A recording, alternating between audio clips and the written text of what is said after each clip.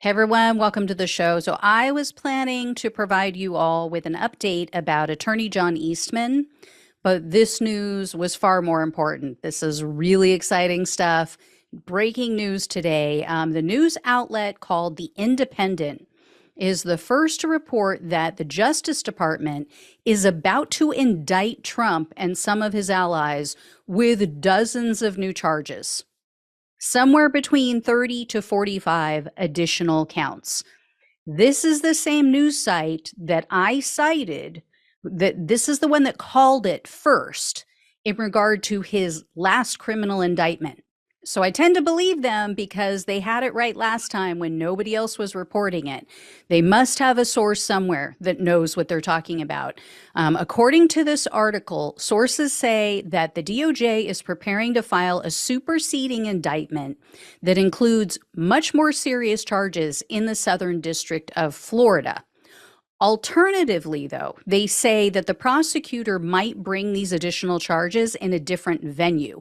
So that decision is going to be made as they gauge how their case is going to do, how their prospects are in the current environment in the Florida case. The sources say basically they're waiting to see how Judge Aileen Cannon handles this case. If she continues to give them unfavorable treatment and keeps ruling against them, then they'll charge them in a different venue.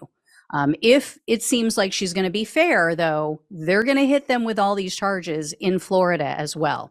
So the new charges will be filed according to the source. It is just a matter of when and where. The article also states that the new charges stem from evidence that hasn't been released to the public yet, and it includes more recordings obtained by the special counsel in which Donald Trump is allegedly heard making incriminating statements. On top of all of this incredible news, The Independent is also reporting that the DOJ is ready to bring charges against numerous Trump attorneys who assisted in his alleged attempted coup. I mean, we all witnessed it, but still alleged until he's convicted. Of note is Rudy Giuliani, which explains why he was just recently meeting with the special counsel for a proffer session, right? Because as I've shared with you guys before, as we know before Trump's indictments, typically they reach out to the attorney and they say, hey, here's what's going on. We're about to charge your guy or your girl. And so what do you want to do?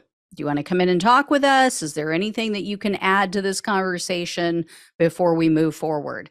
So a source told The Independent that even though Giuliani is going to be cooperating against Trump and they are going to be making him some sort of deal, he will, quote, most definitely still be charged with some crimes for his part in this attempt to overturn the election. So he's not getting off scot-free. He may be giving them evidence against Trump and others, but he is not going to walk away unscathed.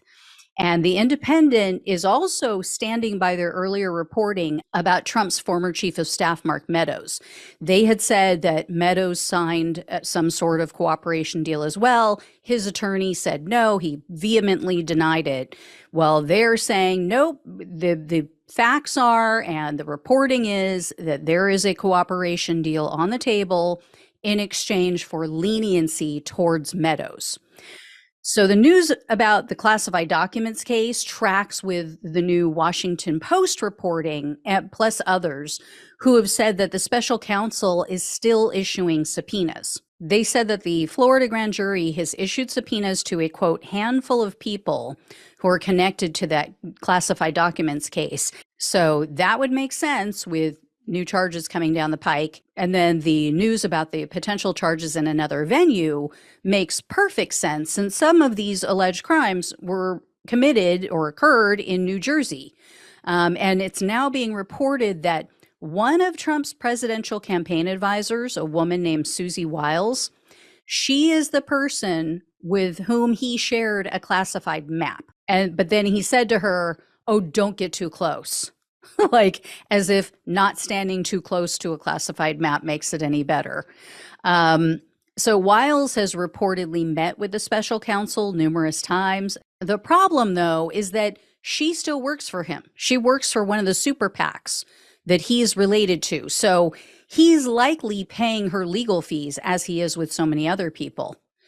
It was also reported today that Wiles serves as a co-chair for an organization that is tied to the Chinese government. They have taken millions of dollars from numerous Chinese companies, including one that was flagged by the US government for security issues. Evidently, this company had software installed on their phones, which was secretly recording calls, and it was tracking web browsers. So it's possible Wiles could be at risk, for future indictments. She could also flip on Trump. We will see what happens.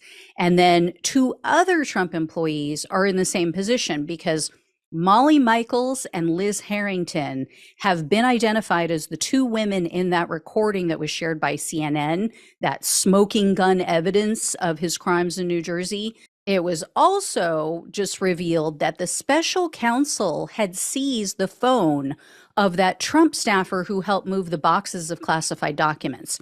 His name is Carlos de Oliveira, I think is how you pronounce it.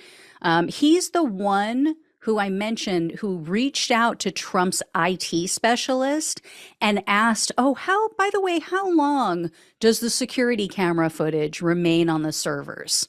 So, pretty interesting, pretty eyebrow raising. That, of course, caught the attention of the special counsel. So I don't know if he's in trouble. I don't know if it ended up being nothing, but they did seize his phone. So I don't know about any of these people, but I would be very nervous right now if I was any of them, or if I had any kind of relationship with Trump. I would also be nervous about them if I was Trump, because they don't want to be in Walt Nauta's shoes, right? And then to top all of this bad news off for the apricot Antichrist, the Justice Department and the Director of National Intelligence says that they have no record of Trump issuing this so-called standing order to declassify documents that he took out of the Oval Office. But apparently, Bloomberg News filed a Freedom of Information lawsuit against the government. And that is the response that they received. Bloomberg sued for a copy of this so-called standing order, and they received a response back stating that neither of the government agencies possesses, quote, records responsive to your request about the existence of a declassification standing order. Whoops. So there goes that defense. I guess Trump is going to have to come up with a copy. If he still says there was one existed, he's going to have to come up with a copy if he wants to try to push that defense in court. Good luck with that. So great news, guys. There are more indictments coming, and Lordy, there are more tapes. Apparently, it is going to be a hot summer. Like Bananarama said, it's going to be a cruel summer for Trump.